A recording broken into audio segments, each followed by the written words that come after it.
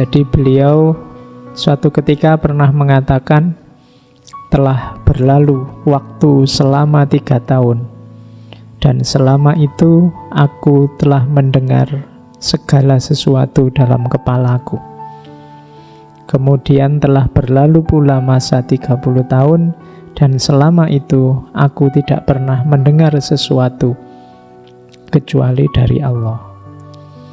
Ini mengisyaratkan bahwa ada masa sekitar 30-an tahun beliau menuntut ilmu biasa, kemudian 30 tahun selanjutnya menempuh suluk dalam jalan tasawuf. Kalau masih menempuh ilmu biasa seperti kita, itu kan pikiran itu rame, isinya macam-macam. Ilmu apa saja, wawasan apa saja, bunyinya banyak sekali di sini. Lihat HP gitu, bunyinya macam-macam.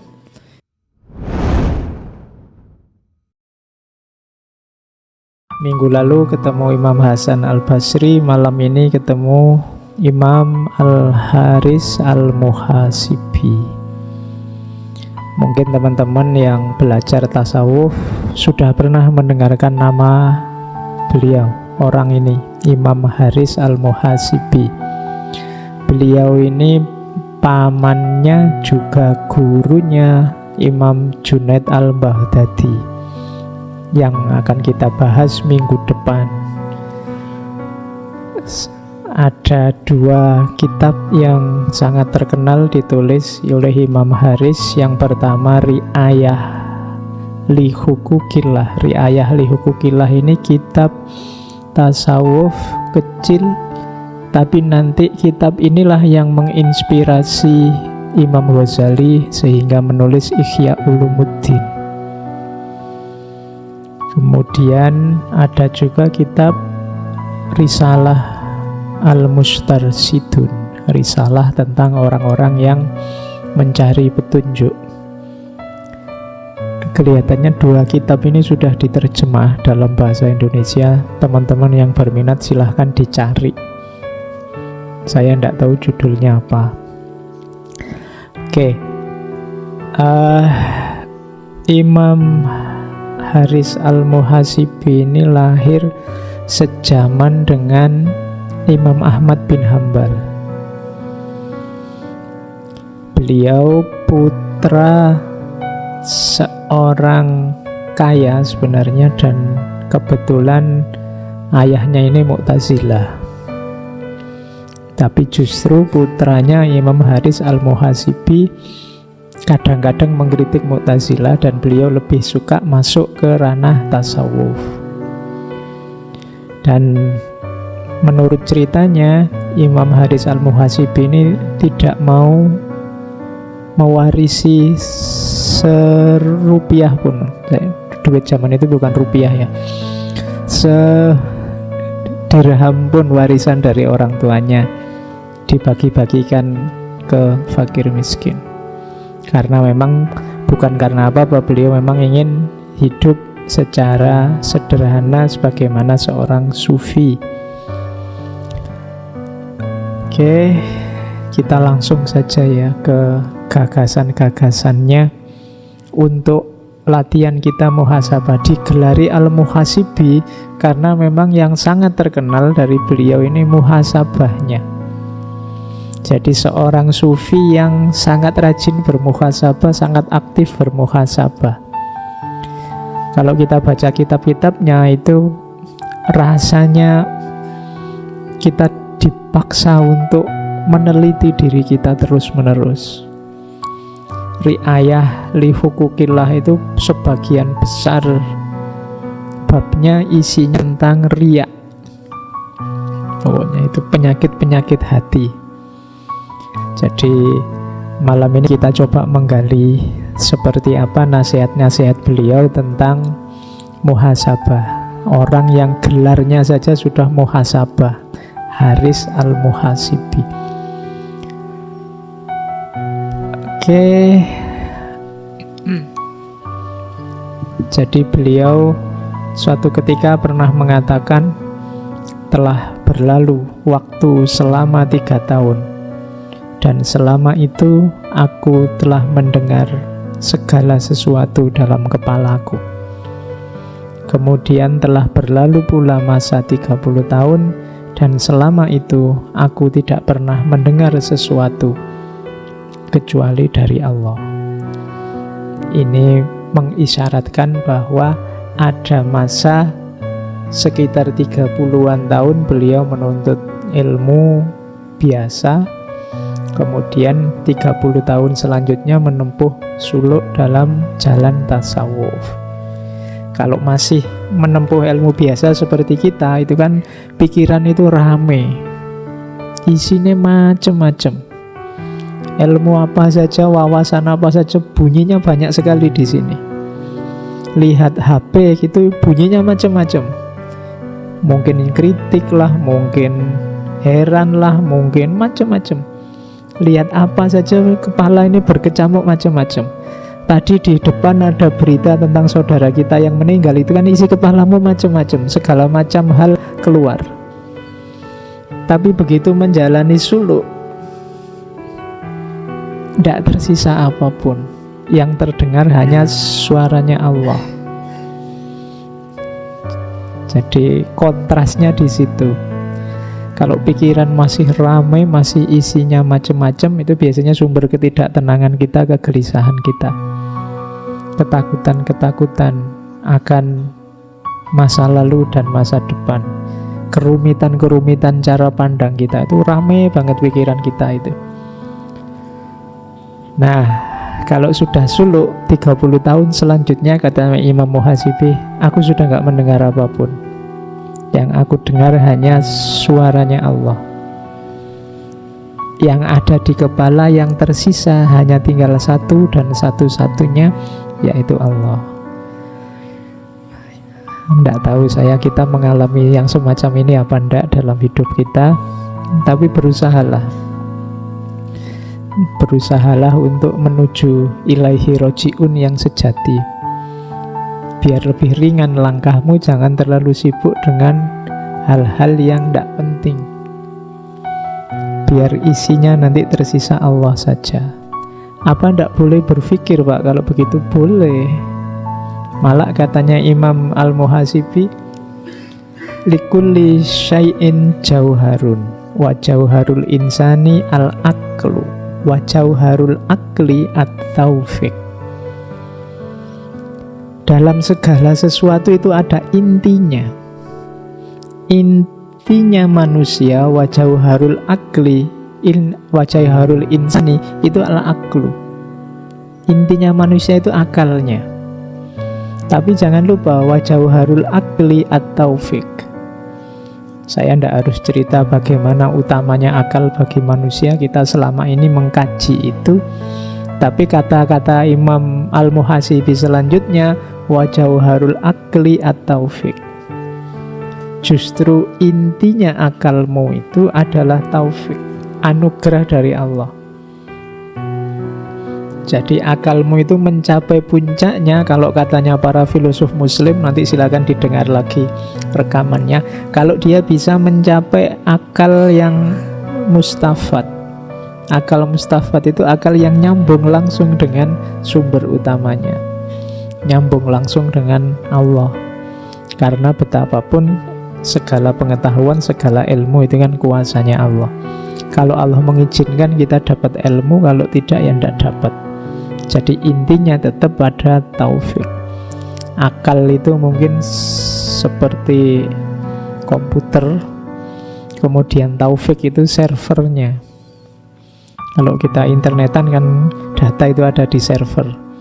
Data itu bisa terpampang di komputer ini apa tidak kan tergantung servernya.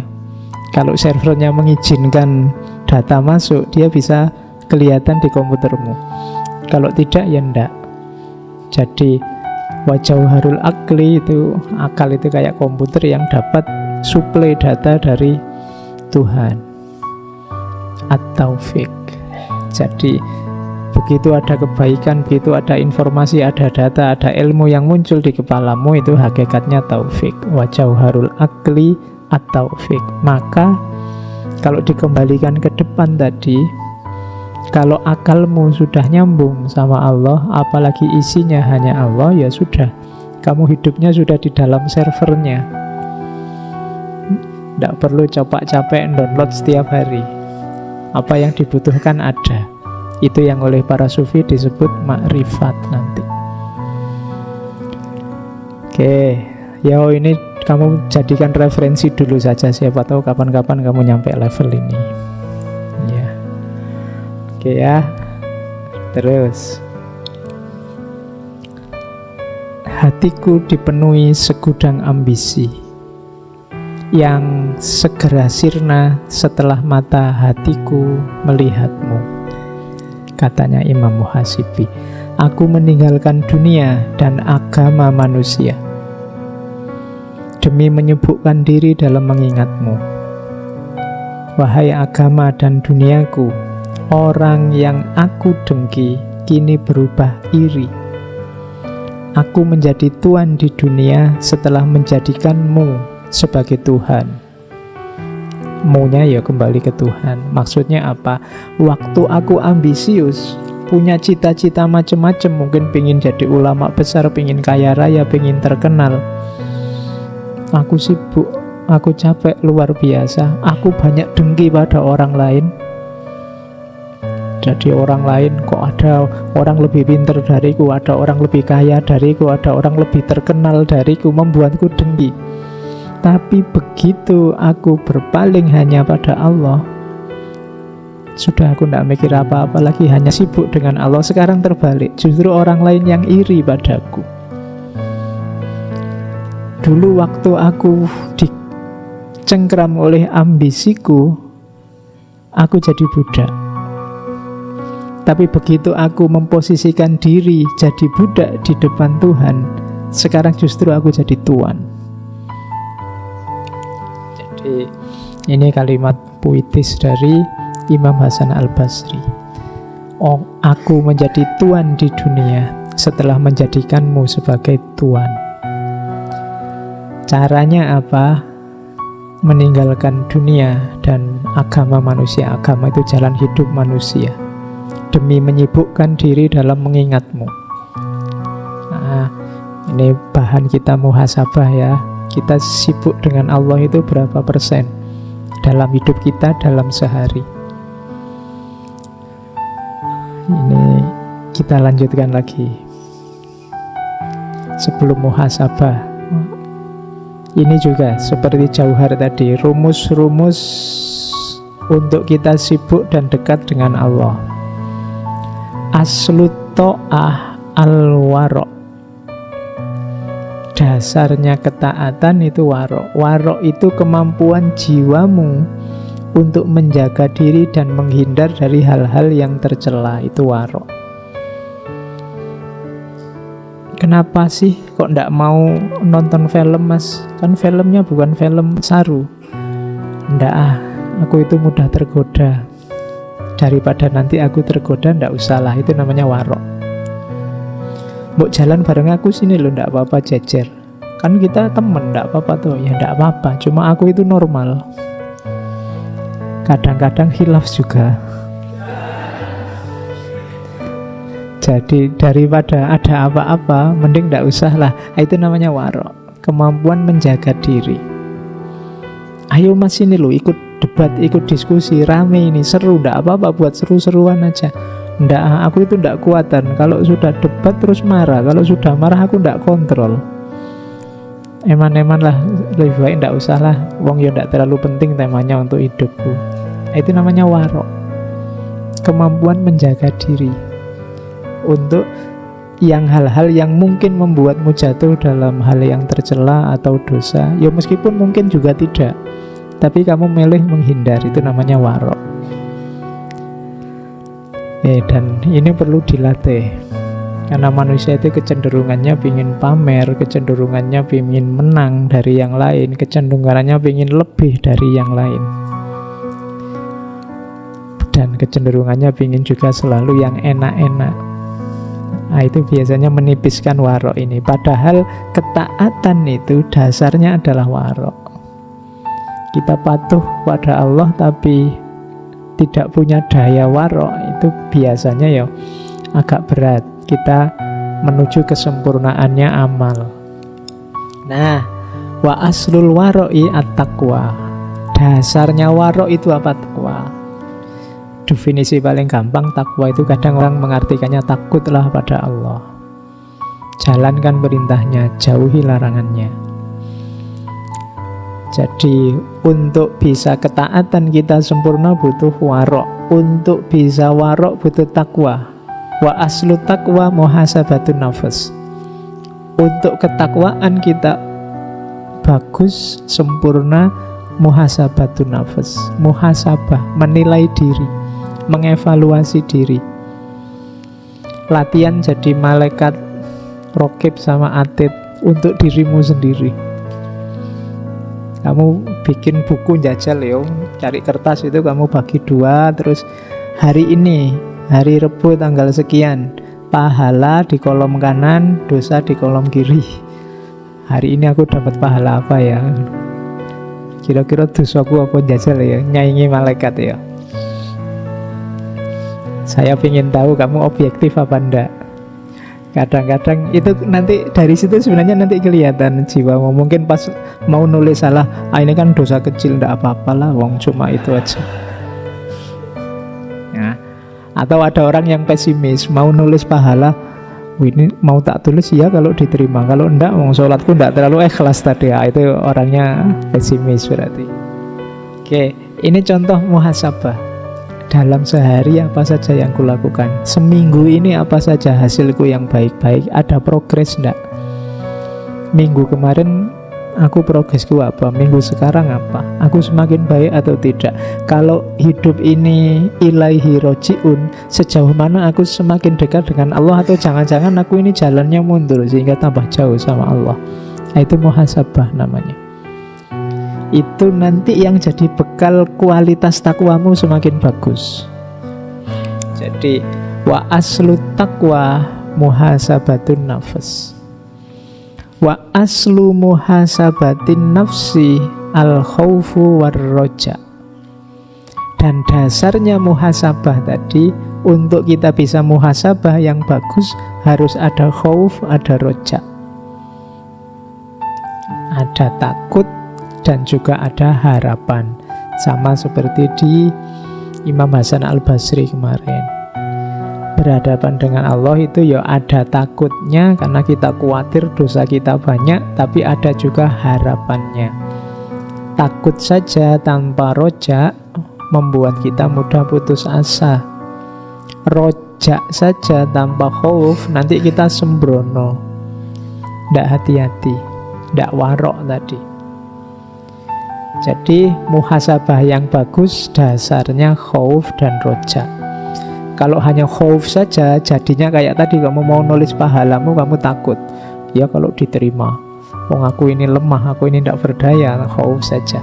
Kalau hanya roja saja, kayak tadi, kamu dosa aja, tidak usah ditulis, dosa kecil aja, aku sudah istighfar, nanti nggak usah. Nah, itu roja saja. Harus imbang, ada khaufnya, ada rojaknya. Kadang-kadang kamu harus agak introspeksi ke dalam dirimu. Kalau kamu merasa aku ini mudah sekali Pak, kalau ada hal-hal jelek, hal-hal dosa itu aku mudah terpancing, diperkuat khaufnya biar tidak mudah masuk ke dalam dosa. Tapi kalau mungkin jiwamu jiwa agak serius, takut dosa, agak terlalu sepaneng, tidak pernah senyum, maka itu mencoba rojaknya ditambah. Jangan terlalu kaku, jangan terlalu keras untuk hidupmu. Jadi harus imbang antara khauf dan roja. Wa aslul khaufi war roja'i ma'rifatul wa'di wal wa'id. Dasarnya khauf dan roja yang bagus itu apa? Harus belajar. Yang dipelajari apa? Al-wa'du wal wa'id. Janjinya Allah dan juga ancamannya Allah. Mana yang baik, yang nanti rewardnya bagus, mana amal jelek yang harus hati-hati karena balasannya juga siksa Allah sangat keras. Jadi wa'du wal wa'id butuh pengetahuan. Wa ma'rifatul wa'di wal wa'id, pengetahuan tentang janji dan ancamannya Allah, itu adalah azmul jaza, Admul jasa itu balasan yang besar. Jadi balasan yang besar maksudnya apa? Segalanya ada balasannya di sisi Allah. Faman ya'mal misqala dzarratin khairan yarah wa man ya'mal misqala dzarratin syarran yarah. Dan terakhir, kuncinya paling akhir ternyata di sini. Wa aslu dzalika al-fikratu wal ibroh. Dasarnya semua tadi yang di atas adalah al-fikru. Harus kita mau berpikir, akalnya dijalankan, wal ibrotu, dan mau mengambil pelajaran. Jadi justru kuncinya di ilmu, di belajar. Makanya orang Islam itu wajib belajar. Tidak cuma 5 tahun, 6 tahun, 9 tahun, tapi seumur hidup. Dulu zaman saya kecil wajib belajar itu 6 tahun. Saya tidak tahu sekarang wajib belajar itu berapa? 9, 12 tahun. Harusnya sekarang diganti wajib belajar seumur hidup. Karena kadang-kadang tambah tua itu tambah tidak karu-karuan kelakuannya. Jadi harus mau belajar terus. Resikonya kalau sudah tidak belajar itu mandek. Orang mandek itu biasanya ketika dia merasa sudah benar. Jadi kekacauan itu sering terjadi ketika orang sudah merasa benar, tidak mau lagi belajar. Orang kalau sudah merasa benar nggak mau belajar apa lagi, wong sudah benar. Maka ayo wajib belajar seumur hidup saja. Nggak cuma 9 tahun. Mungkin kalau yang 9 tahun, 12 tahun itu wajib sekolah, boleh lah. Tapi kalau wajib belajar, enggak. Di Jogja ini ada jam belajar. Tapi saya enggak tahu jam belajar itu kalian manfaatkan buat apa. Jam belajar itu yang rame masuk sekolahan, masuk tempat pengajian. Yang rame kan itu jam makan sebenarnya. Jadi ramenya malah warung-warung itu rame kalau jam belajar itu. Oke. Jadi ternyata taat itu dasarnya warok, warok dasarnya takwa, takwa dasarnya muhasabah, muhasabah dasarnya khauf dan roja, khauf dan roja dasarnya janji dan ancaman, janji dan ancaman dasarnya pembalasan dari Allah, dan dasar semuanya adalah berpikir serta mengambil pelajaran. Nah, ini diambil dari qaulnya Imam Haris Al-Muhasibi. Terus, sekarang kita belajar muhasabah. Kalau menurut petunjuknya Imam Haris Al-Muhasibi di Ri'ayah li Hukukillah, muhasabah itu diawali dari lidah. Maksudnya berarti apa yang kita ucapkan. Kalau hari ini mungkin dikasih strip jempol. Apa yang kamu tulis di medsos, apa yang kamu posting. Karena sekarang kan orang itu eksisnya kan nggak cuma lewat kata-kata, tapi juga lewat jempol, lewat statusmu, lewat postinganmu. Sekarang kan jargonnya tidak lagi aku berpikir maka aku ada, tapi aku bikin status, aku posting maka aku ada. Ya. Kalau kamu punya grup WA dan kamu diem aja nggak posting-posting, kan kamu terus nggak dianggap ada. Kalau kamu posting yang nge-like banyak, yang komentar banyak, kamu baru merasa wah aku eksis nih. Nah, itu berarti aku posting maka aku ada. Yuk dimuhasabah deh. Kamu posting apa hari ini? Kamu ngomong apa saja hari ini? Itu lidah. Lidahmu mengeluarkan apa saja hari ini? Yang penting berapa persen, yang iseng berapa persen, kalimat-kalimat yang baik berapa persen, kalimat netral berapa persen, kalimat negatif berapa persen. Itu kalau kamu bisa ngitung, ini luar biasa muhasabahmu. Imam Haris Al-Muhasibi itu dikenal ahli muhasabah. Berarti beliau mengukur, wah ini sudah terlalu banyak ngomong jelek ini misalnya. Terus setelah lidah, mata, kalau mau ngomong matamu enggak enak. Mata kita dalam sehari-hari itu mulai ya, kamu pakai buat apa saja. Apa saja yang kamu lihat? Ya mungkin hari ini banyak lihat HP Pak. Ya wis, kamu di depan komputer, di depan HP itu yang kamu lihat apa? Bukan salah saya loh Pak, saya itu sebenarnya bacanya bagus-bagus. Tiba-tiba iklan. Iklannya itu gambarnya wow gitu ya Pak. Ya jangan buka situs-situs itu. Salahmu sendiri iseng googling. Jadi mata. Kalau kan ada pepatah yang masyhur itu laka al-ula. Jadi kalau engkau jatahmu cuma lihat yang pertama, tapi kalau yang kedua dan seterusnya itu tidak boleh. Kalau lihat yang gitu-gitu itu sekilas saja yang pertama, astagfirullah, terus paling ke sana. Tidak boleh diulang, kalau diulang sudah dosa. Biar nggak ngulang, lihatnya yang lama. Ini masih yang pertama loh Pak, belum ngulang. Oke, itu strategimu itu. Terus telingamu mendengarkan apa saja, itu kamu yang tahu lah ya. Kemudian tanganmu, apa yang kamu lakukan dengan tanganmu. Terus kakimu, perutmu. Perut itu berarti apa yang kamu masukkan. Berani menjaminkah yang kamu masukkan halal? Berani menjaminkah yang kamu masukkan baik dalam perutmu? Terus kemaluan. Saya tidak tahu sudah fungsi apa belum yang punya kalian yang belum nikah. Tapi hati-hati, orang sering terjebak di kemaluan itu. Wadahnya itu tapi isinya kan nafsu. Sejauh mana kamu bisa mengontrol itu nanti menentukan nasibmu. Lahirnya itu. Oke, nilailah ini sampai rapotnya tidak merah. Apakah itu lidah, mata, telinga, dan macam-macam. Berarti fisikmu positif. Kalau sudah fisikmu positif, muhasabah level 2. Tanyakan tujuannya. Kebaikan yang kamu lakukan itu untuk mencari ridhonya Allah atau ada pamrih lain? Mulutmu yang baik, perilakumu yang baik, kamu mendengarkan yang baik-baik, kamu jaga benar perut kemaluanmu, itu demi ridhonya Allah, ada pamrihnya enggak? Ada tujuan yang lain enggak? Jangan-jangan untuk tujuan-tujuan selain Allah. Pak, saya sekarang rajin tahajud, rajin puasa Senin Kemis. Pak, kenapa? Baru daftar CPNS. Ada pamrihnya, kemarin-kemarin kemana aja.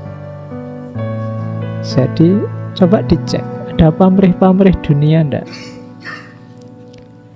Saya sekarang rajin sholat duha Pak. Kenapa? Lu sholat duha itu katanya rezekinya lancar Pak. Ya enggak masalah, tapi enggak masalah dengan Tuhannya, tapi targetnya kok itu. Jadi muhasabah level 2, ayo dicermati. Kebaikan-kebaikan yang kamu lakukan itu mencari ridhonya Allah apa tidak? Kalau lulus di level 2 ini, masuk ke level 3. Kamu kan tadi sudah baik, lahirmu, batinmu juga baik, ternyata kamu mencari ridhonya Allah. Tapi sekarang coba tanya, kamu bangga enggak dengan dirimu? Kan kadang-kadang, alhamdulillah Pak, itu kan pernyataan kebanggaan diri. Saya sekarang sudah, level saya sudah tinggi Pak, saya hanya Allah yang saya cari ridhonya. Kamu tidak sadar begitu kamu mengklaim bahwa levelmu sudah tinggi, kamu tidak kayak yang lain, kamu sudah tidak punya pamrih, sebenarnya menunjukkan bahwa kamu sedang jatuh lagi. Jadi ini level naik satu level. Tanyakan, kamu bangga tidak karena sudah melakukan jasadmu baik, rohanimu juga baik. Kalau ada kebanggaan itu, kamu masih, batinnya masih perlu diperbaiki. Karena dalam dunia sufi, kebaikan yang beres baik lahir maupun batinmu itu sebenarnya anugerah dari Allah. Kalau usahamu saja mungkin tidak cukup. Makanya kalau sudah sampai level itu, kamu tanyakan di level selanjutnya, adakah perasaan bahwa keberhasilan itu karena usahamu saja atau karena bantuan dari Allah. Kalau sudah beres semuanya, termasuk apakah motivasi itu hanya Allah saja beres, hati-hati dengan yang terakhir itu. Apakah semua itu membuatmu merasa mulia? Saya ini rasanya dimuliakan oleh Allah, Pak. Hidupku lancar, nyaman sejak kecil. Ini rasa ini juga hati-hati. Saya ini sekarang derajat saya kelihatannya sudah lebih tinggi, Pak, dari kemarin. Itu hati-hati. Teman saya itu, Pak, susah hidupnya. Saya itu loh enak, lancar. Wah, berarti saya ini mulia sekarang ini. Hati-hati. Jadi jebakan-jebakannya ada di situ. Jadi ini jadikan rumus untuk muhasabah. Coba dicek mulai fisik satu-satu. Kalau beres semua ditanyakan, ini hanya untuk Allah saja atau tidak. Kalau sudah beres, coba tanyakan lagi, kamu bangga tidak dengan yang kamu lakukan? Merasa itu hasilmu sendiri atau anugerah dari Allah? Kalau ini sudah beres, enggak kok, saya itu enggak kuasa apa-apa, Allah yang menolong. Kamu merasa besar, merasa penting, merasa mulia enggak dengan makommu yang semacam itu? Begitu ada rasa itu, ya kalau pertandingan kamu kena diskualifikasi, enggak jadi mulia di depan Allah. Ini namanya muhasabah. Mungkin kita enggak bisa sampai level tinggi, ya pelan-pelan. Sampai level 1 saja luar biasa sudah. Lidah terjaga, mata terjaga, telinga terjaga. Terus naik ke level kedua yang hanya ridhonya Allah. Kalau sudah begitu, semua kebanggaan kita sirnakan, diyakini bahwa segala yang terjadi adalah anugerah dari Allah. Dan meskipun begitu, tidak perlu ada rasa bahwa aku ini mulia, aku ini istimewa, aku ini penting, dan seterusnya.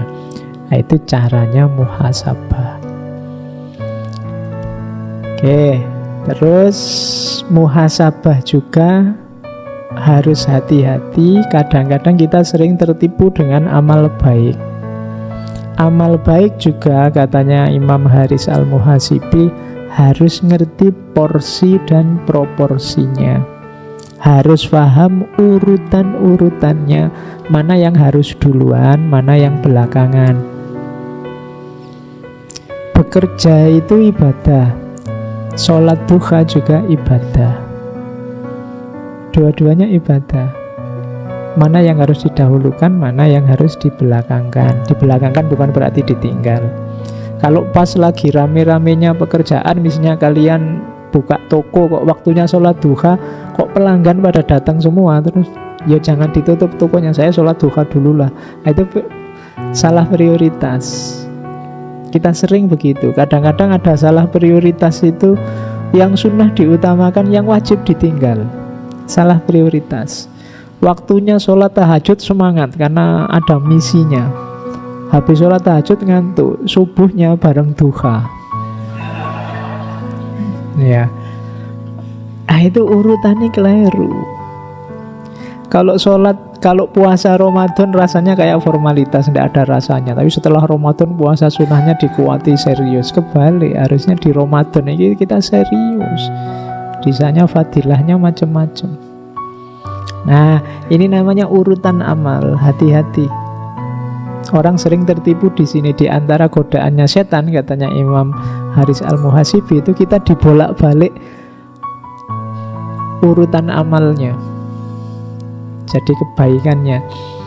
Saya seminggu yang lalu ada cerita, saya tidak tahu pastinya gimana. Jadi ada teman-teman mahasiswa yang sedang sholat, kebetulan yang depan jadi imam, terus ambruk tempat sholatnya. Jadi imamnya ini kejeblos ke bawah, kebetulan yang bawah ini sumur.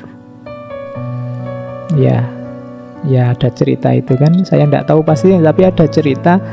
Setelah imamnya jatuh ke bawah ini, ada makmum satu ke depan melanjutkan sholat isyaknya. menyelesaikan sholatnya. Saya tidak tahu ini yang di bawah ini sedang berjuang apa tidak. Coba nanti saya masih belum jelas, tapi ceritanya begitu. Tapi akhirnya beliau yang imam ini meninggal, mahasiswa. Jadi ndak, hati-hati. Jadi ini urutan amal. Baik, sholat itu wajib memang baik, tapi nyawa juga nomor satu. Gitu loh.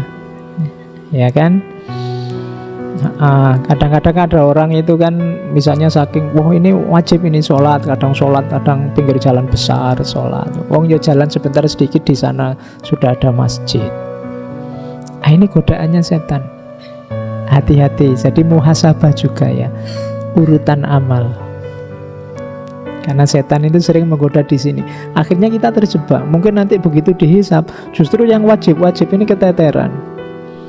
Kita lebih asik dengan yang sunnah-sunnah.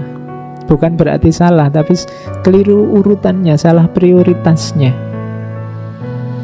Jadi antara makanan utama dan cemilan, kita lebih mengutamakan cemilannya. Makanan utamanya tidak tergarap. Hati-hati. Kita harus ngerti. Untuk yang semacam ini tetap kita butuh ilmu. Jadi tidak sekedar, jadi kebenaran, kebaikan itu tidak sekedar kita tahu jenisnya apa terus kita laksanakan. Kita butuh rumus-rumusnya, kapan dilaksanakan, dalam situasi apa, untuk alasan apa, dan seterusnya. Karena begitu salah pakai, malah bahaya, kadang membahayakan kita. Saya sering mengilustrasikan itu. Hari ini kan ada Google itu. Kita ada apa-apa nyari Google. Di Google banyak informasi, tapi kalau tidak kita pakai secara hati-hati, nanti jangan-jangan kita menggunakannya tidak pas. Kita misalnya kepala pusing, terus kamu Google sebab-sebab kepala pusing. Nomor 1 kolesterol tinggi, nomor 2 jantung tersumbat, nomor 3 terus kamu kan terus stres itu kan. Waduh, jangan-jangan ini sebentar lagi aku stroke nih. Nanti kamu apa-apa dikit, informasinya tidak salah, tapi kamu belum tahu porsi dan proporsi informasi, konteksnya informasi, kapan dia pasnya. Contoh ini bisa dikiaskan kadang-kadang tentang agama kan juga begitu. Hukumnya ini apa? Jujuk saja kamu nyari hukum gini, terus kamu tidak ngerti porsi dan konteks dari fatwa yang diberikan itu untuk apa, kapan, dalam situasi apa. Itu gunanya kita nambah ilmu terus. Tanya ahlinya, bila perlu nyari yang bisa nuntun. Makanya dalam tasawuf itu disarankan ada mursyid, ada penunjuk, penuntun. Kalau jalan sendiri khawatirnya tadi keliru. Wong kamu cuma sakit pilek aja merasa kena serangan jantung lah, kena apalah gitu. Nanti dadanya sesak sedikit merasa, waduh, ini jangan-jangan paru-paru nih, ini jangan-jangan asma nih, macam-macam. Oke, cari ilmunya. Terus, dalam teorinya Imam Haris Al-Muhasibi ada 3 akhlak utama. Kalau kita ingin dekat dengan Allah, 3 ini harus jadi kuncinya. Ini di Ri'ayah li Hukumillah ada. Jadi yang pertama, berhadapan dengan Allah itu senjata kita 3 itu. Yang pertama apa? Taubat. Yang kedua, khauf dan roja. Yang ketiga, muraqabah. Pokoknya begitu merasa kita sedang di hadapan Allah, begitu merasakan kehadiran Allah, 3 hal itu kita hidupkan. Kita bertaubat, mohon ampun atas semua kesalahan, semua dosa kita. Kita hidupkan lagi khauf dan roja. Kita takut akan segala kekeliruan, kesalahan kita, sambil kita berharap rahmatnya, berharap anugerahnya. Kemudian yang ketiga apa? Muraqabah. Jadi muraqabah itu merasakan kedekatan, merasakan kehadirannya selalu. Cirinya apa muraqabah kita itu sukses? 3 katanya Imam Haris Al-Muhasibi. Yang pertama malu pada Allah, yang kedua selalu mengagungkannya, dan yang ketiga mengutamakannya. Kalau dalam diri kita selalu merasakan Allah hadir dan dekat, yang pertama pasti malu. Malu itu kalau mau melakukan yang jelek-jelek, yang aneh-aneh itu malu. Jadi Allah hadir. Mungkin kamu sedang berkaca sendirian di rumah, terus mandi nyanyi-nyanyi di depan kaca, terus wah malu aku kalau dilihat Allah. Itu contoh paling gampang. Malu itu begitu. Kalau ketahuan orang tuamu begitu kamu nyanyi-nyanyi kan langsung berhenti. Kenapa? Malu. Nah, mau melakukan apapun, kalau diiringi kesadaran bahwa Allah itu hadir karena muraqabah kita sukses, itu biasanya kita akan terjaga dari hal-hal yang jelek. Begitu mau meso, sudah bilang oh enggak enak ya, astagfirullahaladzim. Kenapa? Kamu sadar bahwa Allah hadir. Wah, ada Allah nih, jadi enggak enak kita. Malu itu berarti apa? Sukses muraqabahnya. Yang kedua mengagungkannya, itu pasti kesadaran Allah hadir itu akan Allah yang Maha Kuasa, Allah yang menguasai segalanya. Dan yang ketiga mengutamakannya. Mengutamakannya itu kamu mau melakukan sesuatu, ketika kamu tahu Allah tidak suka ini, Allah tidak ridho ini, sudahlah, kuutamakan Allah saja. Mungkin kamu ujian akhir, sekarang kan masanya ujian akhir. Temenmu bawa contekan kok yo pas, kamu bisa sambil ngelirik saja kelihatan jawabannya, misalnya sebelahmu. Begitu kamu mau nyontek, Allah tidak suka yang kayak gini, malu aku kalau dilihat Allah, kuutamakan Allah saja. Itu berarti muraqabahnya sukses. Tapi kalau rasa semacam itu tidak muncul, alhamdulillah Pak, rezeki jangan ditolak. Ya, berarti kamu tidak malu sama Allah.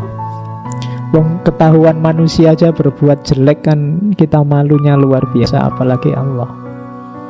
Makanya katanya Rasulullah itu al-ismu mahaka fi sodrika wa karihta ayatolia alaihinnas. Dosa itu biasanya ciri gampang antara lain kalau orang tahu kamu malu, kamu tidak suka, itu berarti dosa. Apapun yang kamu lakukan, kalau orang tahu kamu malu, kemungkinan besar itu dosa. Terserahlah, kamu ngerti sendiri dalam hidupmu apa. Yang itu kalau ketahuan orang kamu malu, itu kemungkinan besar dosa. Jadi akhlak terhadap Allah itu isinya taubat, kesadaran untuk tiap hari mengistighfari dosa-dosa kita, khauf dan roja, dan juga muraqabah, kesadaran akan kedekatan dengan Allah. Oke, terus saya bilang tadi riya ya. Riya itu bagian paling panjang dalam kitab Ri'ayah. Saya tidak bawa banyak, silakan teman-teman baca sendiri kitabnya. Dalam bahasa Arab boleh, bahasa Indonesia terjemahnya silakan dicari. Ada riya besar, riya kecil. Riya itu pamer itu loh, bukan riya kalau kamu flu itu. Riya, jadi riya itu ibadah ingin dipuji. Jadi ingin orang lain melihat kemudian kagum, itu riya, sengaja pamer. Ya mirip-mirip kalau kamu sedang narsis, pengen selfie terus kamu share, padahal itu sudah diolah dengan program apa di HP-mu, terus wah kamu tambah putih ya, terus kamu seneng, pengen pamer. Itu sejenis itu, cuma ini ibadah ya. Jadi ingin memamerkan keutamaanmu. Sebenarnya orang cuma tanya yang bisa dijawab dengan satu kata saja, tapi karena kamu ingin pamer keluasan ilmumu, kamu jawabnya setengah jam. Ini ya Pak, menurut ulama ini itu sebenarnya begini, tapi beda sama ulama ini. Itu orangnya sampai pusing lah, terus gimana Mas? Ya pokoknya ada nuansa pamernya. Jadi hati-hati. Ada riak besar, riak kecil. Kalau yang riak besar itu ya memang cuma pamer, itu tujuannya, tidak ada yang lain. Jadi kalau riak kecil tujuannya yo pamer, yo pahala sebenarnya. Saya ingin cari pahala kok Pak. Tapi kalau dipuji ya suka juga sebenarnya. Itu riak kecil. Jadi kalau tidak dipuji terus jadinya males. Mas diminta baca Al-Quran itu, yang mendengarkan berapa orang? Wah itu alamat itu sudah. Pak diminta jadi pembicara Pak, pesertanya berapa? Orang seperti apa? Itu berarti ada tendensi ingin pamer. Jadi hati-hati dengan riak besar termasuk riak kecil. Riak kecil itu Imam Haris disebut juga syirik kecil. Berarti riak besar itu ya syirik. Tujuannya bukan Allah lagi, tapi manusia, pujian, hanya ingin dipuji. Hati-hati karena kita punya tendensi ini. Setiap manusia itu punya daya narsisnya masing-masing. Tidak ada orang yang dipuji tidak senang itu, meskipun gayanya Allah apa sih aku ini kan gitu. Tapi apa sih aku ini tuh nadanya memang nada ingin dipuji. Aku ini bukan apa-apa kok, wong kuliah itu ya nilaiku A semua. Kemudian kan sering begitu. Nah, itu podo wae itu janjane ya pamer. Ya kan? Saya itu prihatin, Pak, IP saya turun, Pak. Berapa sekarang? 3,9. Ya wis. Oh itu turun toh, iya karena kemarin 4, sekian misalnya.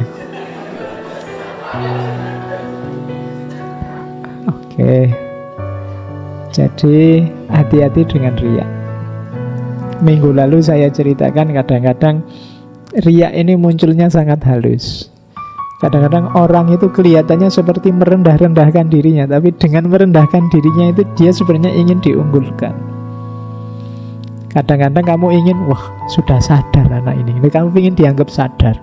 Wah anak ini sudah tobat rasanya, kamu ingin dianggap sudah tobat, sudah hijrah nih sekarang. Nah, antara lain begitu. Hati-hati. Dan karena urusan hati itu lebih susah ngontrolnya. Kalau sekedar fisik sih gampang. Hijrah, oh kemarin enggak pakai jubah, sekarang pakai jubah, oh hijrah kamu. Nah, itu gampang kalau fisik. Tapi kalau batin susah. Kamu sendiri yang tahu. Itu ada tendensi riya atau tidak. Maka hati-hati. Terus, nah, apa ndak boleh kita beribadah karena ingin dicintai orang? Ndak boleh. Itu namanya riya. Tapi kalau kita ikhlas, dengan saya ikhlas itu ada orang yang suka, Pak. Ada orang yang terus muji, ada orang yang terus suka. Kalau itu ndak apa-apa. Aku ndak niat riya kok. Tapi kok orang terus suka sendiri, muji sendiri, loh, kalau itu ndak masalah. Tapi pujian orang jangan jadi tujuan. Makanya tadi agak rumit ini, kita harus hati-hati. Pujian orang jadi tujuan itu kadang-kadang tidak di awal tapi di akhir. Begitu tidak ada yang muji, terus semangat kita turun. Oh berarti tujuannya orang. Ngaji kok begitu pesertanya sedikit, terus males, tidak jadi ngaji lah. Itu berarti tendensinya bukan Allah lagi. Jadi harus hati-hati. Jadi bukan berarti kalau dipuji orang itu pasti riya, enggak. Tapi hanya kalian yang tahu itu tadi tujuannya Allah. Tapi terus mungkin karena memang kedekatan dengan Allah itu indah sehingga ada orang muji. Kalau ini tidak apa-apa. Tapi tujuanmu kalau hanya pujian itu, kalau itu riya. Kemudian yang kedua, ada lagi yang unik. Orang yang meninggalkan ibadah karena takut dianggap riya. Ini riyanya double katanya Imam Haris Al-Muhasifi. Kenapa? Jadi yang pertama dia dosa kenapa? Meninggalkan ibadah karena prasangka. Kamu kok GR, aku ndak pengen muji kamu kok. Kamu merasa, Pak, saya ndak mau sholat tahajud, malu ada temen nanti dipuji aku. Apa sih mau muji? Jadi dosanya malah double. Kadang-kadang kan kita gitu. Aku biasanya sih puasa Senin Kemis, tapi ini lagi kayak gini banyak temen, aku malu mau puasa nanti dianggap anak soleh lagi. Itu. Jadi ini dosanya double kalau kayak gitu. Kamu boleh ndak puasa, tapi motifnya jangan karena manusianya, karena pujiannya, karena takut dianggap riaknya. Jadi kekeliruannya dua. Jadi yang pertama, meninggalkan ibadah yang jelas bermanfaat hanya karena prasangka. Itu kan tadi prasangka. Kamu takut dianggap riak, kamu takut dipuji, kamu takut dianggap anak soleh. Itu kan manusia. Yang kedua apa? Kamu berburuk sangka. Pada siapa? Pada orang lain. Wah, nanti aku dianggap riak lagi. Lu emangnya temenmu seanu itu? Jadi nganggap orang lain jelek. Jadi hati-hati. Boleh kok meninggalkan hal yang memang bisa ditinggalkan, tapi alasannya jangan manusia. Biasanya saya tahajud, Pak, tapi sekarang saya tidak tahajud dulu. Kenapa? Capek saya anunya. Misalnya tidak apa-apa tuh. Cuma penting alasannya kan bukan karena takut tidak dipuji orang atau takut dianggap pamer. Kalau ada takut di situ, ya dosamu double. Karena sudah capek-capek merasa kamu baik karena takut dianggap riak, tapi malah dosa. Pokoknya motifnya jangan manusia. Ketika motifnya manusia, apakah itu menjalankan atau meninggalkan, kategorinya riya. Itu teorinya Imam Haris Al-Muhasibi.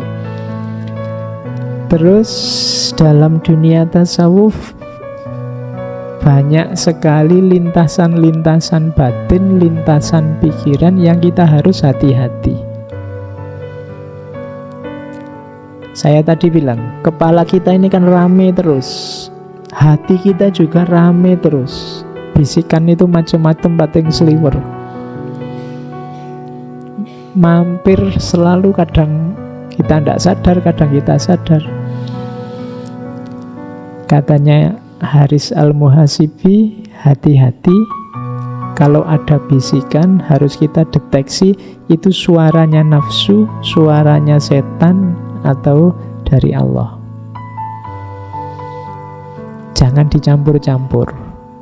Kalau nafsu itu biasanya sifatnya godaan. Kalau setan biasanya sifatnya tipuan. Ya kalau dari Allah biasanya hidayah, petunjuk ke arah kebaikan. Jadi nafsu itu biasanya isinya godaan untuk pemenuhan hasrat, keinginan. Ini tidak selalu salah, penuhi saja di jalur yang benar, yang halal dan secukupnya. Makan misalnya harus dipenuhi, tapi secukupnya saja, jangan berlebihan.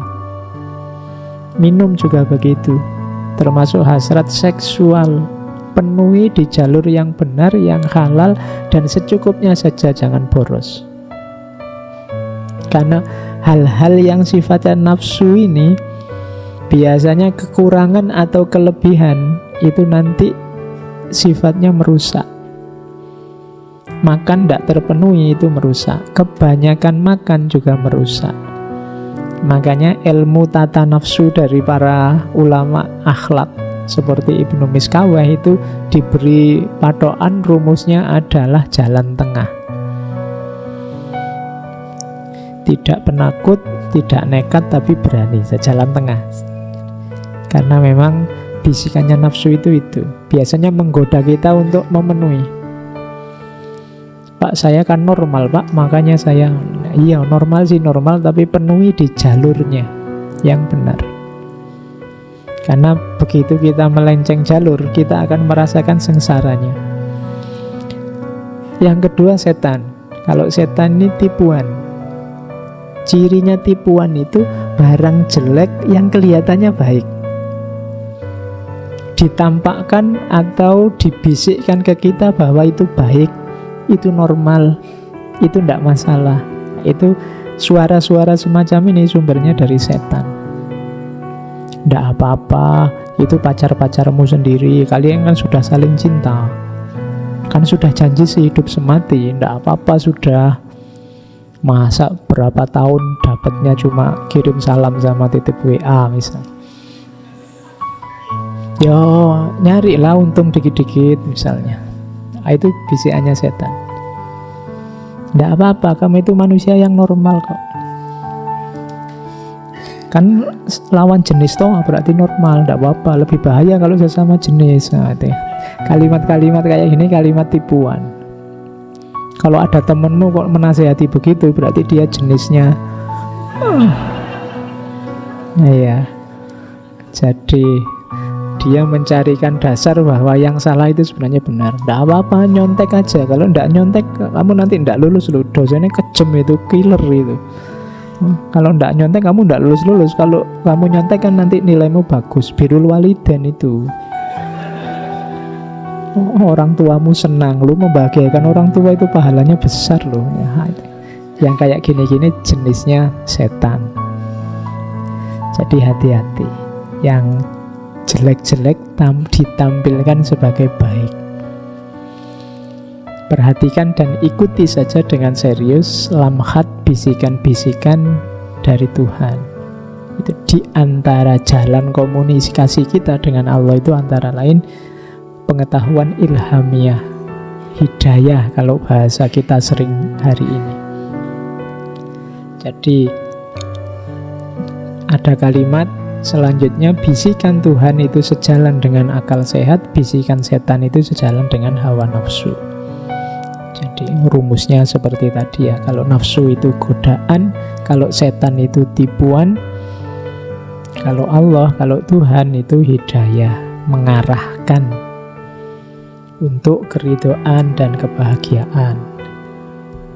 Oke, selanjutnya pelajaran tentang zuhud dan warok. Tadi sudah saya jelaskan sedikit ya. Ini saya bawa yang bahasa Arabnya biar ngajinya sah. Apa bedanya zuhud sama warok? Kalau zuhud itu tarkut dunya ma'adzikriha sifatus zahidin. Jadi meninggalkan dunia tapi tetap ingat, itu namanya zuhud. Sebenarnya aku sayang sekali sama HP ini, tapi HP ini menggangguku untuk mendekat ke Allah ya. Maka HP ini tidak terlalu kuperhatikan lagi, aku cuekin meskipun aku masih sayang. Ini mentalitas orang zuhud. Watarkuha ma'anisyaniha, tapi meninggalkan dunia sambil melupakannya, sudah aku lupakan sama sekali, aku tidak ingat. Sifatul arifin, itu orang-orang arif. Orang arif, orang yang sudah makrifat, orang yang sudah paham, sudah ngerti tentang kesejatian, termasuk kesejatiannya dunia. Jadi kalau orang zuhud itu meninggalkan dunia tapi masih ingat sebenarnya dia tentang dunia, masih ada keterikatan, tapi dia berjuang untuk lepas dan bisa lepas meskipun masih ingat. Tapi kalau orang arif itu lupa sama sekali. Kalau kamu punya mantan dan masih terbayang-bayang padahal sudah tidak bisa nyambung lagi, itu zuhud. Tapi kalau kamu punya mantan sudah lupa sama sekali, mungkin karena ada gantinya yang lebih cakep, itu sudah arif tentang mantan itu tadi. Jadi sudah tidak ingat lagi. Kita dulu mantan loh, oh iya toh, kok lupa ya aku. Itu berarti kamu sudah golongannya orang arifin. Tapi kalau masih ingat, kita dulu mantan loh, iya ya, waktu pisah aku nangis-nangis loh, itu berarti orang zuhud. Oke, ilustrasinya begitu. Inna zuhda laisa fi ihdaril milkiyah al-fardiyah. Sesungguhnya zuhud itu bukan dalam hal ihdar, menghancurkan kepemilikan individu. Bukan berarti tidak punya apa-apa. Wah, orang ini rumahnya aja cuma bambu, bajunya cuma itu, berarti dia zuhud. Nah, parameternya bukan itu. Walakinnahu amalun qalbiyun tasduquhul yad. Zuhud itu urusannya kondisi hati, kondisi kalbu yang tasduquhul yad, yang cocok dengan situasi nyata. Yad itu tangan, dengan kehidupan sehari-hari. Jadi batin yang tidak terikat oleh dunia, tidak jatuh cinta dengan dunia. Makanya katanya Imam Haris Al-Mukasifi, fakam min fakirin harisun wa kam min waniyin zahidun. Berapa banyak orang-orang fakir tapi serakah terhadap dunia, ambisius. Dan berapa banyak orang kaya tapi dia zuhud, zahid. Seperti saya lupa dulu mungkin pernah cerita tentang muridnya Ibnu Arabi. Jadi satu ketika Ibnu Arabi ini punya murid yang juga jadi sufi, yang tinggalnya di tepi pantai jadi nelayan. Dia ini hidupnya hanya dari nelayan itu. Cuma kalau dia dapat ikan, diambil tulangnya saja, dagingnya disodakohkan. Kehidupannya sangat zuhud. Satu ketika dia nyuruh muridnya untuk ketemu gurunya, coba kamu datang ke guruku, ke Ibnu Arabi sana, ke kota, mungkin beliau punya pesan buatku. Datanglah si murid ini ke rumahnya Ibnu Arabi. Begitu nyampe rumahnya kaget, ini Ibnu Arabi, gurunya guruku, rumahnya kok bagus, megah gini kayak istana. Guruku aja rumahnya kecil di tepi pantai, makannya cuma tulang ikan. Begitu nyampe di rumah disuguh macam-macam makanan mewah, dia malah heran. Wah, ini sufi bener gak sih Ibnu Arabi ini? Dia diragukan sudah kesufiannya. Terus tanya, Syekh, ini saya ada pesan dari guru saya, mungkin Syekh mau pesan apa, ada nasihat apa untuk guru saya? Pesannya Ibnu Arabi, ya sudah, bilang ke gurumu ya, jangan terlalu cinta dengan dunia. Itu muridnya tambah mengkerut ini. Piye? Orang ini hidupnya kaya raya kayak gini, guruku yang kayak gitu malah ndak boleh mikir dunia. Ndak nyambung. Akhirnya pulang, gimana? Ada pesan dari guruku. Ada, tapi pesannya aneh. Masa guru dilarang banyak berpikir tentang dunia? Begitu dapat pesan itu, muridnya langsung nangis.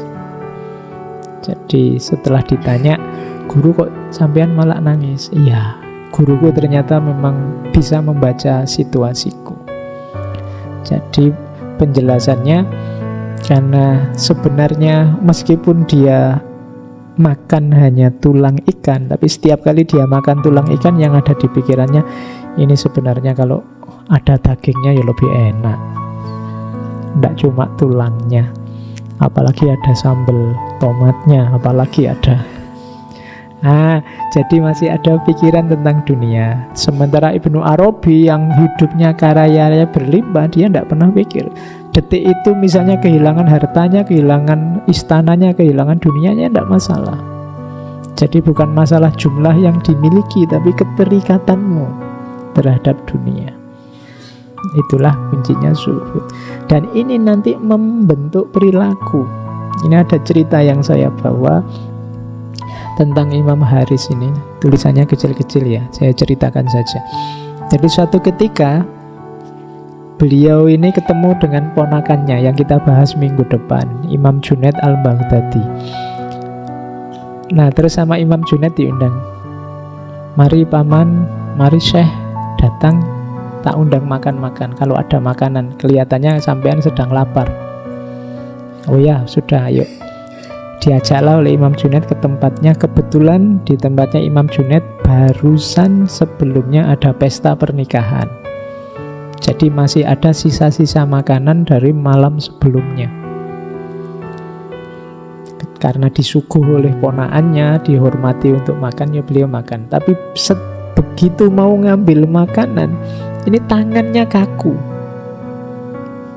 tidak bisa meraih makanan. Dipaksa-paksa akhirnya bisa, terus dimasukkan mulut. Tapi begitu mau dikunyah, mulutnya juga kaku. Dipaksa ditelan, tapi begitu ditelan muntah. Jadi itu diantara karomahnya Imam Haris Al-Muhasibi. Ketika ditanya, Syekh, kemarin sampean waktu saya suguh kok seperti itu, tangannya kejang, kaku, mulutnya tidak bisa mengunyah, kemudian begitu masuk tenggorokan langsung keluar lagi muntah. Ya, kamu makanan yang kamu suguhkan kemarin dari mana? Oh, itu sisa-sisa dari acara pernikahan kemarin. Kamu yakin tidak dengan sumbernya? Saya tidak tahu, saya. Yes, pokoknya ono panganan enak ya tak suguhke wae wong ada tamu orang besar. Nah, itulah situasiku. Jadi beliau ini karena saking waroknya, dia dapat karomah, tidak mungkin barang yang tidak jelas masuk ke perutnya. Bukan berarti yang disuguhkan tadi haram loh, tapi karena tidak jelas sumbernya. Jadi yang tidak jelas saja terhalang untuk masuk. Padahal mungkin ya halal loh, ya makanannya sendiri di rumah tadi malam, tapi karena sumbernya masih belum bisa dipastikan, makanan itu tidak bisa masuk. Nah, terus Imam Junaid, oh kalau rumusnya begitu, ayo saya ke rumah saya lagi. Baru disukul dengan roti yang sudah keras. Nah itu malah seneng, bisa masuk. Kalau nyugui saya yang kayak gini, yang sumbernya jelas meskipun hanya roti yang keras. Nah itu buahnya zuhud dan warok yang sudah mendarah daging. Kalau kita mungkin kebalikannya ya, begitu ada roti yang keras itu, wah tanganmu kaku, sudah tidak bisa. Tidak bisa masuk ini roti apa-apa ini. Begitu masuk langsung muntah. Kalau kita masih kebalikannya. Kalau Imam Haris malah yang enak-enak yang muntah. Oke. Nah, ini pembahasannya tentang cinta ilahiyah. Kalau tentang cinta ilahiyah, cinta pada Allah itu ada 3 lapisan. Lapisan pertama adalah mencintainya karena segala karunia dan nikmatnya. Ini juga jenisnya cinta, tapi cinta level pertama. Kamu dapat nikmat, kamu dapat karunia, kemudian kamu berterima kasih. Jadi cinta yang karena terima kasih. Belum sejati, tapi juga sudah termasuk jenisnya cinta. Yang kedua, cinta karena melaksanakan perintah dan menjauhi larangan. Kalau ini cinta karena kewajiban. Wah, saya harus cinta ini sama Allah karena Allah Tuhanku, Allah adalah segalanya. Ini kewajiban. Kalau di waktu kita ngomong tentang mahabbah, itu jenis cinta yang sebenarnya kekurangan passion. Jadi belum ada rasanya, tapi juga jenis cinta. Jenis cinta level 2. Ada jenis cinta level 3, yaitu cinta karena memang Allah lah yang berhak dicintai. Jadi bukan karena apa-apa, ya karena Allahnya, karena engkau. Ini persis seperti syairnya Robiah Adawiyah. Jadi aku mencintaimu tidak karena apa-apa, karena engkau saja. Kalau yang kedua karena kewajiban. Saya muslim yang baik, ya memang kewajibanku untuk melaksanakan perintahnya dan mencintainya. Kalau yang pertama ini kayak terima kasih. Oh, ini boleh kamu pakai teorinya untuk dalam hidup kita sehari-hari. Kadang-kadang kita susah membedakan antara terima kasih dan cinta. Wah, jasamu sangat banyak, ini tidak mungkin aku tidak cinta padamu. Sudah terlanjur ditraktir, sudah terlanjur antar jemput, sudah terlanjur. Itu mungkin rasa terima kasih, sebenarnya bukan cinta. Atau kewajiban. Wah, kita sudah terlanjur tunangan ini, sudah terlanjur menikah ini, mau nggak mau harus cinta kan? Nah, itu kewajiban. Tidak ada passionnya, hanya kewajiban saja. Ada yang ketiga, karena memang engkau, bukan alasan macam-macam, ya hanya engkau saja. Cinta sama Allah juga begitu, ada level-levelnya. Bukan terima kasih, bukan kewajiban, tapi hanya karena engkau saja. Tapi terima kasih pun ya tidak apa-apa, itu satu step menuju cinta yang sejati. Kewajiban juga tidak apa-apa, satu step menuju cinta yang sejati. Itulah cinta ilahiyah. Ini tentang khauf dan roja. Kesedihan. Kesedihan hidup kita juga ada levelnya ternyata. Kalau tadi cinta mungkin ini patah hati. Ada yang patah hati enggak di sini? Oke. Orang yang sering patah hati itu biasanya temennya banyak. Loh iya kan, dia nembak terus ditolak, kita temenan aja ya. Oh, tambah. Ya. Jadi biasanya kan itu enggak apa-apa, pokoknya cirinya patah hati itu. Oke. Nah, rasa sedih. Kenapa orang sedih? Kenapa orang patah hati? Yang pertama biasanya, ini level pertama, karena hilangnya sesuatu yang sangat disenangi. Di level pertama. Ada level kedua, sedih itu karena khawatir yang akan terjadi besok. Kalau yang pertama karena kehilangan, yang kedua karena kekhawatiran. Kemudian yang ketiga, rasa sedih karena merindukan yang didambakan bisa tercapai, ternyata tidak tercapai. Ini yang patah hati tadi. Dan yang keempat, rasa sedih karena mengingat betapa kita sudah banyak menyimpang dari jalan ilaihi roji'un. Nah, manusia hidup pasti punya kesedihan-kesedihan. Coba diperhatikan mana yang kesedihan yang sering mengganggu dalam hidup kita. Katanya Imam Haris Al-Muhasibi, kalau bisa kesedihan yang keempat itu, kegalauan kita karena kok tidak banyak ya aku mengikuti tuntunannya Allah, kok banyak keliru, aku banyak menyimpang dari jalur, dari kedekatan dengan Allah. Kalau bisa kegalauan kita yang keempat itu, meskipun kita ya boleh saja galau karena yang nomor satu, boleh galau karena yang nomor dua atau yang nomor tiga, tapi kalau bisa kesedihan kita karena itu. Selain itu tidak sedih, tidak apa-apa. Kayak Kanjeng Nabi itu waktu sedih karena dilempari oleh masyarakat Taif sampai berdarah-darah. Kemudian Nabi di sebuah kebun di bawah pohon bermunajat, ya Allah, aku ini memang hamba yang lemah, kamu beri tugas ini saja gagal, tidak sukses. Tapi aku tidak masalah dilempari batu, aku tidak masalah disakiti, asal engkau tidak marah. In lam takun ghadbana alayya fala ubali. Tidak masalah ya Allah, aku ini sesengsara ini, dilempari batu, dikejar-kejar. Yang aku khawatirkan hanya satu, semoga engkau tidak murka padaku. Jadi kesedihannya adalah kesedihan yang berhubungan dengan murka atau ridhonya Allah. Jadi diputus pacar juga tidak apa-apa, nembak ditolak juga tidak apa-apa. Ya Allah, aku berkali-kali ditembak, nembak ditolak, tidak masalah ya Allah. In lam takun ghadbana alayya fala ubali, asal engkau tidak murka padaku ya Allah, tidak apa-apa wis. Oh, bisa kalian pakai jadi rumus. Jadi sumpekmu biar tidak berlarut-larut. Cinta ditolak asal engkau ridho padaku, tidak apa-apa ya Allah. Oh gitu loh, biar kamu tidak lama-lama nangisnya. Oke, jadi itu tentang kesedihan.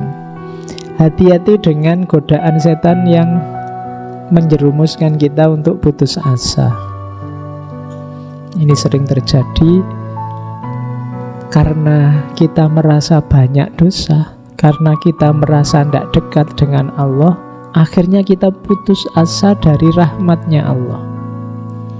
Kita merasa bahwa wah, berarti tidak mungkin tadi dari depan sampai ke belakang ngaji itu rasanya kok tidak ada yang aku sama sekali.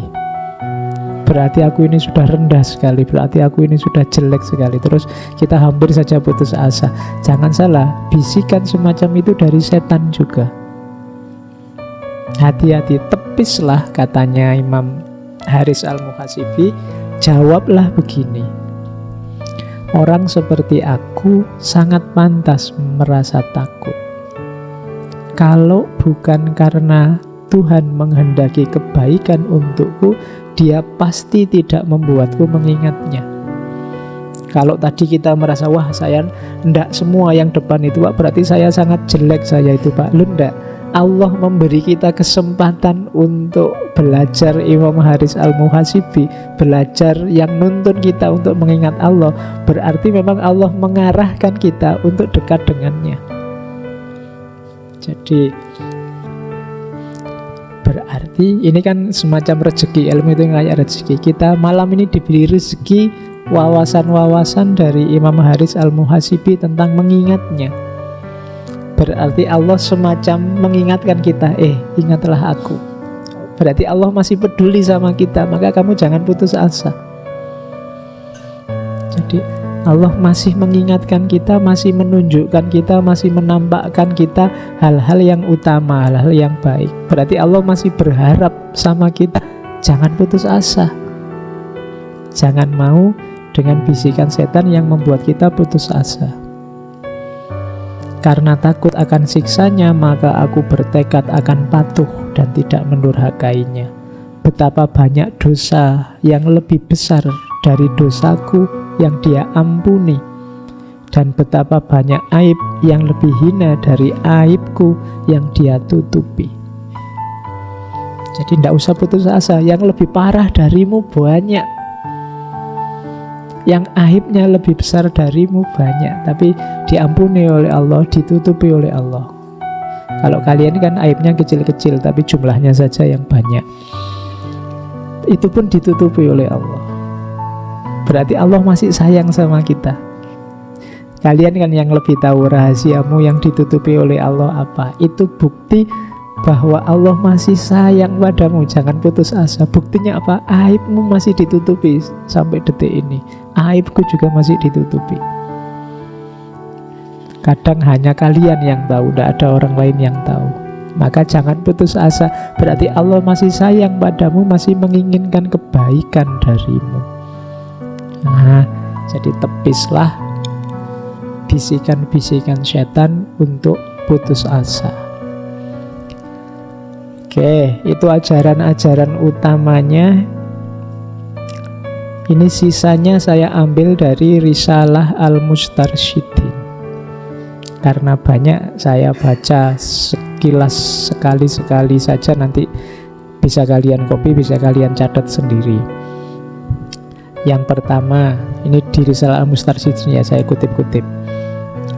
Abu Bakar As-Siddiq radhiyallahu an berkata, saya maunya memotong Arabnya tapi nanti lama, kalian juga kesulitan memahaminya. Bertakwalah pada Allah dengan menaatinya, dan taatilah Allah dengan bertakwa padanya. Cegahlah tanganmu dari menumpahkan darah kaum muslim, dan perutmu dari memakan harta mereka, dan lisanmu dari menyinggung perasaan mereka. Cegahlah, ini termasuk warok tadi, cegahlah. Kemudian introspeksilah dirimu dalam setiap lintasan pikiran. Hasibu anfusakum fi kulli lamha. Jadi jangankan kata-kata yang keluar, perbuatan yang terwujud, bahkan lintasan pikiran pun, ayo kita introspeksi, ayo kita uji. Itu quotes pertama. Risalah Mustarsyidin itu isinya banyak quotes-quotes. Nanti ada ulama yang mentahqiq dan menafsir. Ini juga nasihat. Bila engkau mendirikan sholat, dirikanlah sholat perpisahan. Kalau ini tips ya. Kalau ingin sholatmu lebih khusyuk dari biasanya, bayangkan bahwa itu sholat yang terakhir, dan setelah itu kamu tidak bisa sholat lagi tapi disolati. Nah, itu kamu mungkin sholatnya lebih mantap. Bila engkau mendirikan sholat, dirikanlah sholat perpisahan. Jadikanlah sifat santun sebagai rekan, sifat waspada sebagai kawan, keselamatan sebagai gua persembunyian, waktu luang sebagai harta rampasan perang, dunia sebagai kendaraan, dan akhirat sebagai kediaman. Allah Al-Hasan di sini minggu lalu Imam Hasan Al-Basri. Al-Hasan berkata, Allah Ta'ala tidak memberikan waktu istirahat bagi orang mukmin selain di surga. Ini uriannya panjang, insya Allah kalian paham yang dimaksud. Terus ini sampai belakang tentang ilmu. Sebenarnya ratusan halaman saya ambil banyak tentang ilmu, karena kita kan ada di jalan keilmuan. Ikatlah anggota tubuhmu dengan tali kendali ilmu. Gembalakan ambisimu dengan mengetahui betapa dekatnya Allah denganmu. Jadi yang bisa mengendalikan tubuh kita, diri kita itu ilmu. Yang bisa ngerem ambisi kita itu kesadaran bahwa Allah dekat.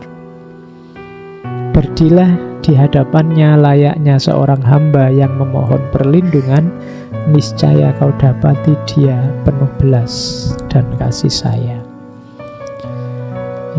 Terus tinggalkan segala perbuatan yang pada akhirnya memaksamu beralasan, dan jauhi segala kondisi yang membuatmu memaksa diri. Tindakan yang baik itu biasanya kamu tidak butuh alasan.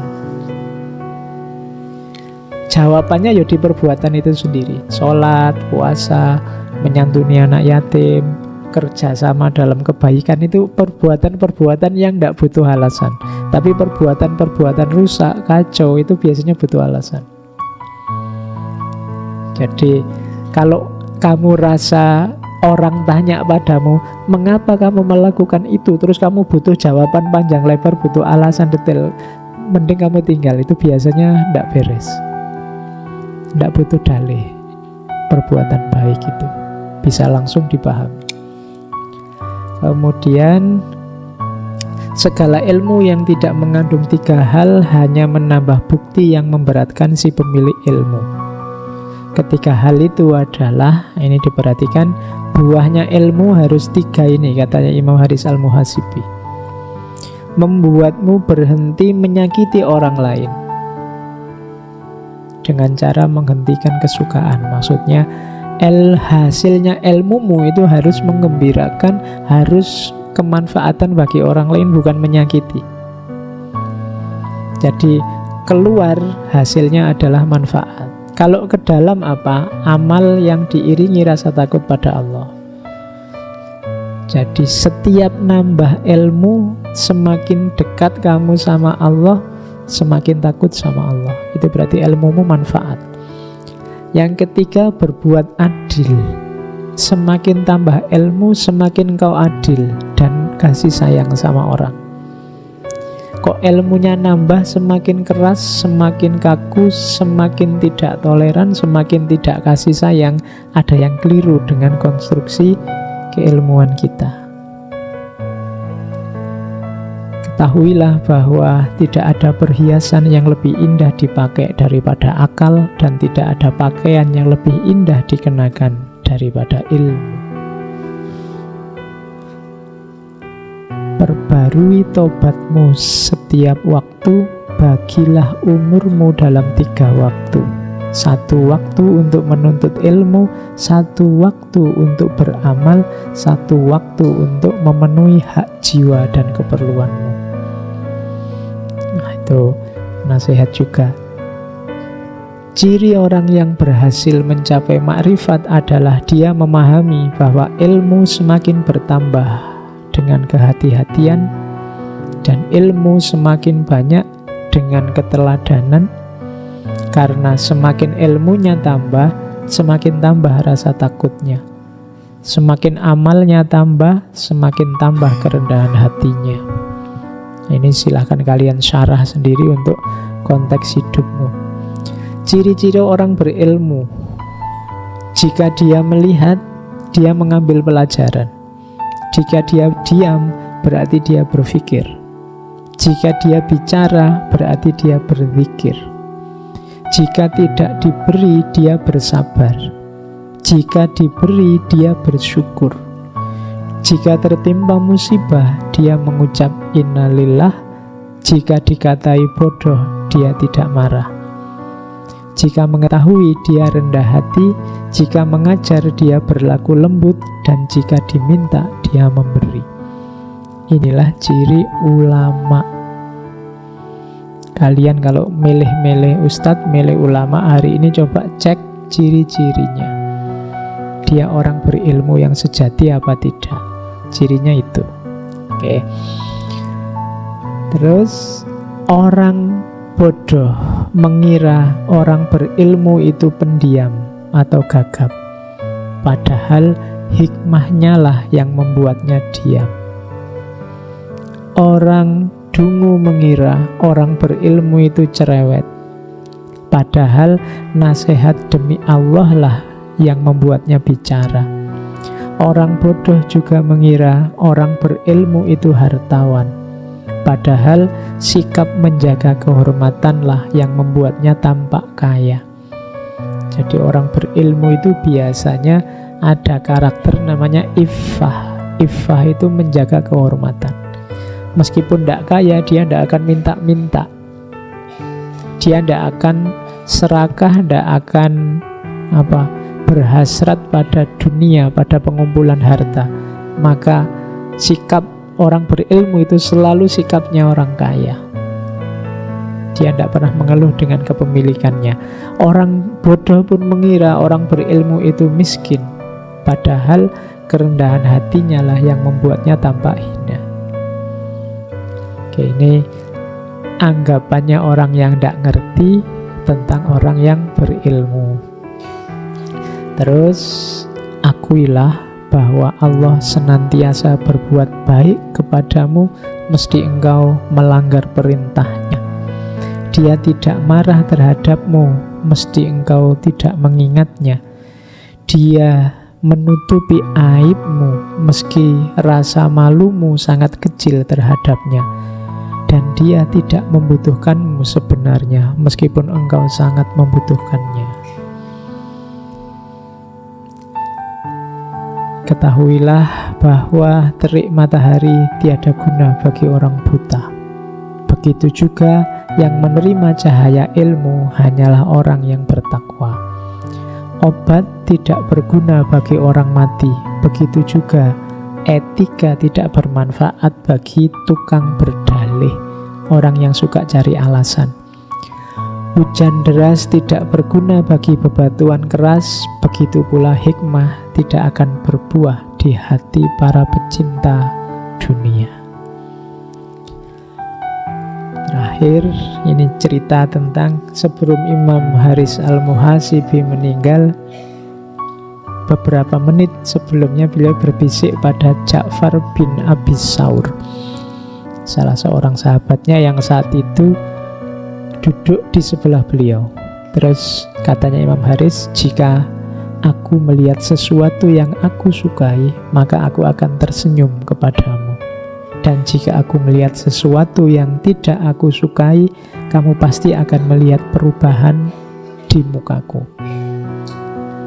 Kemudian akhirnya Ja'far berkata, Al-Muhasibi tersenyum sebelum meninggal dunia. Berarti beliau melihat sesuatu yang disukai. Nah, itulah kisah akhir hidupnya Imam Haris Al-Muhasibi, seorang sufi besar.